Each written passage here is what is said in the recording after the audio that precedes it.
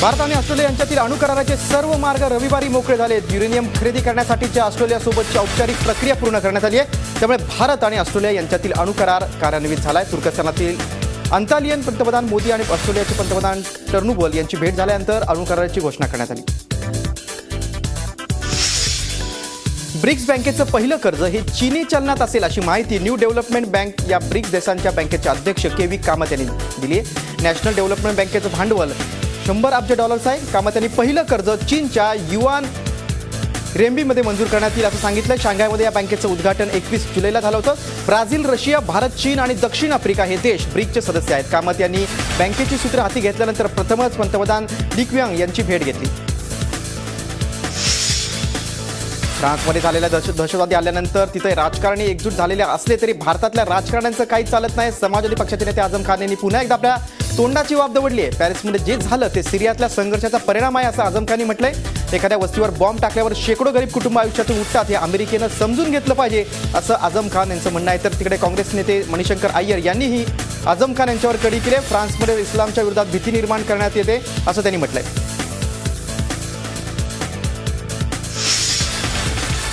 भारतात सध्या सुरू असलेला असहिष्णुतावाद हा खूप पैसे देऊन केला जात असून तो अनावश्यक असल्याचा आरोप केंद्रीय मंत्री व्ही.के. सिंग यांनी केलाय। असहिष्णुता हा वाद राजकीय विचारांनी प्रेरित असून बिहार निवडणुकांपूर्वी हा वाद जाणून बुजून निर्माण केला असल्याचा आरोपही त्यांनी केला। दरम्यान व्ही.के. सिंग यांनी आरोप सिद्ध करून दाखवावेत असं आव्हान ज्येष्ठ साहित्यिक अशोक वाजपेयी यांनी दिलं। तर याचबरोबर काँग्रेस नेते शकील अहमद यांनी देखील व्ही.के. सिंग यांना प्रत्युत्तर दिलंय। बिहारचे मुख्यमंत्री म्हणून शपथविधी घेणारा नितीश कुमार यांनी जी24 तासच्या सूत्रांनी ही माहिती दिली आहे। बिहारमधल्या पराभवानंतर अडवाणींसह 4 ज्येष्ठ नेत्यांनी मोदी आणि अमित शहा यांना टार्गेट केलं होतं। त्यामुळे तसंच दुसरीकडे शत्रुघ्न सिन्हा यांनीही मोदी आणि शहांना टार्गेट केलं होतं। त्यामुळे भाजपमधला वाद विकोपाला गेला होता। आता नितीश कुमार यांच्या शपथविधीला अडवाणी जातात का याकडे राजकीय नेत्यांचं लक्ष लागलं।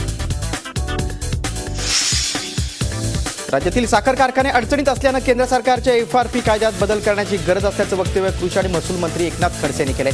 धुळ्यातील शहादा येथील साखर कारखान्यातील स्वयंचलित यंत्रणेच्या उद्घाटन प्रसंगी खडसे बोलत होते। साखर कारखान्यांचं गणित बिघडलं असून ते डबघाईला आले असल्याचंही त्यांनी नमूद केलंय। साखरेला 19 रुपये भाव मिळतो, मात्र साखर तयार करण्याचा खर्च 26 रुपये आहे। त्यामुळे साखर उद्योग आणि साखर कारखाने अडचणीत असल्याचंही त्यांनी सांगितलंय। FRP कायद्याचा पुनर्विचार व्हावा, नाहीतर साखर कारखाने बंद पडतील असा इशाराही खडसे यांनी दिला। देशाच्या राजकारणातून महाराष्ट्राच्या राजकारणात परत येण्याची माझी बिलकुल इच्छा नाही असं रामदास आठवले यांनी म्हटलंय। RPLला स्थान द्यायचं असेल तर केंद्रात मंत्रिपद द्यावं लागेल। माझी पत्नी सीमा यांची मंत्रिपदावर वर्णी लागणार ही चर्चा अनावश्यक असल्याचंही रामदास आठवले यांनी स्पष्ट केलंय। नाशिक दौऱ्यावर असणारे मनसे अध्यक्ष राज ठाकरे आज शिवशाहीर महाराष्ट्र भूषण बाबासाहेब पुरंदरे यांच्या समवेत नियोजित इतिहास संग्रहालयाला भेट देणार आहेत। नाशिकचा इतिहास सांगणाऱ्या या संग्रहालयाला शिवसेना प्रमुख बाळासाहेब ठाकरे यांचं नाव दिलं जाणार आहे। बाबासाहेब पुरंदरेंनी संग्रहित केलेली इतिहासकालीन शस्त्रे या संग्रहालयात ठेवली जाणार आहेत। नियोजित संग्रहालयाची पाहणी केल्यानंतर त्यात काही बदल होण्याची शक्यता आहे। तत्पूर्वी नाशिकच्या स्वातंत्र्यवीर सावरकर जलतरण तलाव आणि तारांगण प्रकल्पालाही राज ठाकरे भेट देणार आहेत। नाशिकात राज यांनी बाळासाहेबांचं स्मारक उभं करून शिवसेनेवर कुरघोडी केल्याची चर्चा आहे।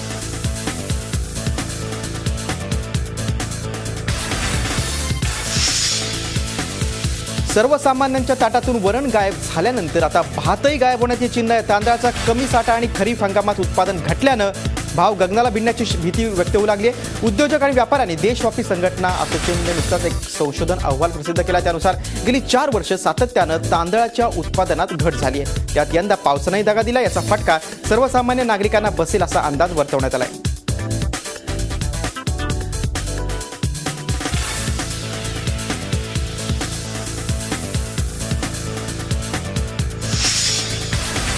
धुळे शहरातील गल्ली क्रमांक 4 मध्ये शॉर्ट सर्किटमुळे लागलेल्या आगीत साडीनं भरलेलं गोडाऊन जळून खाक झालं। सुदैवाने या दुर्घटनेमध्ये कुठलीही जीवितहानी झाली नाही, मात्र लाखो रुपये किमतीच्या साड्या जळून खाक झाल्या। शहरातील मुख्य बाजारपेठ भागात ही आग लागल्यानं मोठा जमाव जमला होता। तो जमाव पांगवण्यासाठी पोलिसांना अखेर लाठीचार्ज करावा लागला। ही आग रात्रीच्या सुमारास लागल्यानं आणि या ठिकाणी दाट वस्ती असल्यानं परिसरातील वीज पुरवठा खंडित करण्यात आला होता। अग्निशमन दलाच्या बंबाच्या सहाय्याने ही आग आटोक्यात आणण्यात आली।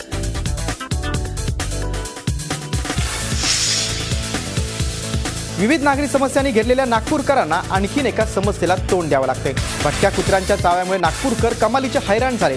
गेल्या सुमारे 4.5 वर्षात तब्बल 45,000 नागपूरकरांना कुत्र्यांनी चावा घेतलाय। धक्कादायक बाब म्हणजे 84 व्यक्तींचा त्यात मृत्यू झालाय। आरटीआय अंतर्गत काढलेल्या कागदपत्रांच्या आधारे ही माहिती उघड झाली आहे. 4 डिसेंबरला नौदल दिन साजरा केला जातो. त्या पार्श्वभूमीवर मुंबईतील INS शिखरा या जहाजावर नौदल एका कार्यक्रमाचं आयोजन करण्यात आलं होतं. या कार्यक्रमादरम्यान सामान्य नागरिकांसाठी नौदलाची जहाजं आणि लढाऊ शस्त्रास्त्र पाहण्यासाठी खुली करण्यात आली होती. यावेळी 200हून अधिक गतिमंद मुलांनी या कार्यक्रमात सहभाग घेतला. या मुलांसाठी नौदलानं खास एअर शोचं आयोजन केलं होतं. तमिळनाडूतला पावसाचं कहर काही केलं कमी होत नाहीये. राज्यात आतापर्यंत 95 जणांचा बळी गेलाय. बंगालच्या उपसागरात निर्माण झालेल्या कमी दाबाच्या पट्ट्यामुळे गेल्या 4 दिवसांपासून राजधानी चेन्नईसह मुसळधार पाऊस इथं पडतोय. हवामान खात्याकडून पुढच्या 24 तासात आणखी पावसाचा अंदाज वर्तवण्यात आलाय. गेल्या 4 दिवसांपासून बंगालच्या उपसागरात निर्माण झालेला कमी दाबाचा पट्टा आता श्रीलंकेच्या दिशेने सरकला. त्यामुळे आता दक्षिण तमिळनाडूत पावसाचा जोर वाढण्याची शक्यता आहे.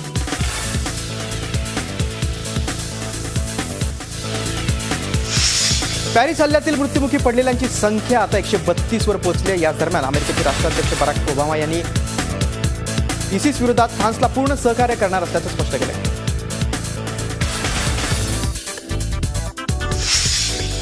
फ्रान्सचे राष्ट्रपती देशात 3 महिन्यांपर्यंत आणीबाणी लादण्याचा विचार करत आहेत. सूत्रांकडून ही माहिती मिळते. फ्रान्समध्ये 3 दिवसीय राष्ट्रीय शोक आज संपतोय.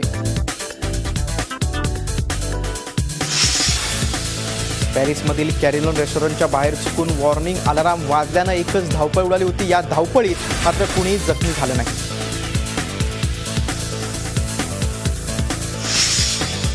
पॅरिस पोलिसांनी प्रत्यक्षदर्शींना हल्लेखोरांना ओळखण्यासाठी आवाहन केले. पॅरिस पोलीस हल्लेखोरांना ओळखण्यासाठी सातत्यानं CCTV फुटेज तपासून पाहत आहेत.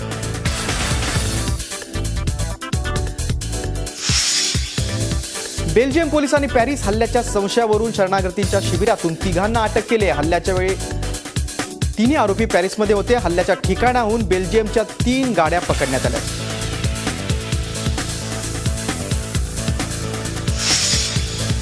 पॅरिस हल्ल्यात मृत्युमुखी पडलेल्यांना संपूर्ण जगातून श्रद्धांजली वाहण्यात येते. यामध्ये आता पॉपस्टार मॅडोना यांनी सुद्धा आपल्या शो दरम्यान पॅरिस हल्ल्यातील मृतांना आदरांजली वाहिली.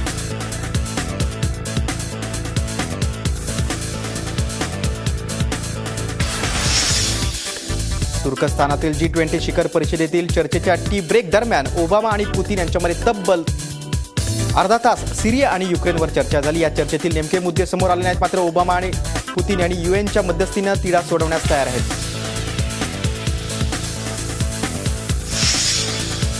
चीनच्या शॉक्सीमध्ये 118 मीटर उंचीची इमारत अवघ्या 13 सेकंदात जमीनदोस्त झाली. 26 मजल्याच्या या इमारतीला पाडण्यासाठी 1.5 टन विस्फोटक वापरण्यात आले. ढिगारा उचलण्यासाठी किमान 2 महिन्यांचा कालावधी लागणार आहे. विस्फोटकांच्या साहाय्यानं पाडण्यात आलेली ही चीनमधील सर्वात उंच इमारत ठरली.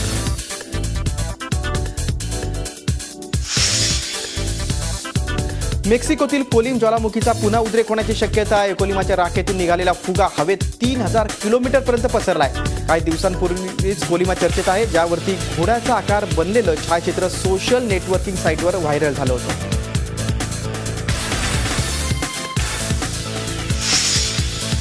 ख्रिसमससाठी अजून बराच अवधी बाकी आहे. मात्र ख्रिसमसच्या तयारीला आतापासून सुरुवात झाली आहे. डेन्मार्कच्या कोपनहेगनमध्ये टिओली अॅम्युजमेंट पार्कला 11,000 लाईट्स आणि 40 किलोमीटर लांब ख्रिसमस चैननं सजवण्यात आलंय. एका ख्रिसमस ट्रीला तर 12,000 बल्बच्या साहाय्यानं डेकोरेट करण्यात आले.